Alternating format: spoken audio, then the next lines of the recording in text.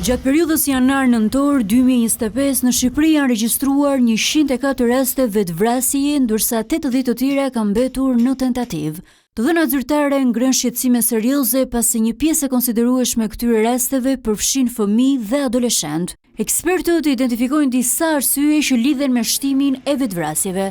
Adoleshentët kanë pritëmëri të caktuara, kanë dëshira të caktuara, ndjejnë veten të rritur, kanë frikra përballë zhvillimeve ekzistenciale, ndihen të paqartë dhe kjo bën që të kenë një turbullir brenda vetes. Dhe kjo është arsye që her pas here për këto shkaqe të brendshme adoleshentët me mendje lehtësi ndodh që i marrin jetën vetes së tyre.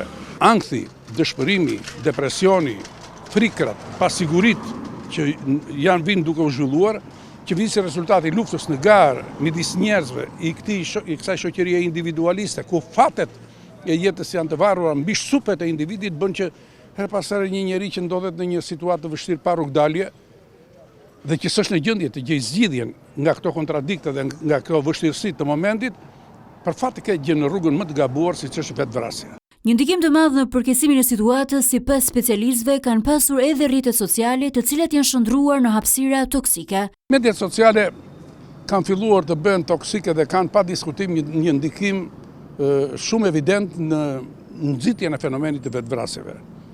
Në mediat sociale ka filluar një epidemi, një lloj imperializmi kulturor i krahasimit midis njerëzve, të cilët demonstrojnë arritjet e tyre, sukseset e tyre dhe kjo bën që her pas here të kemi një lloj rivaliteti virtual, domethënë pse ky është i suksesshëm dhe ne nuk jemi të suksesshëm.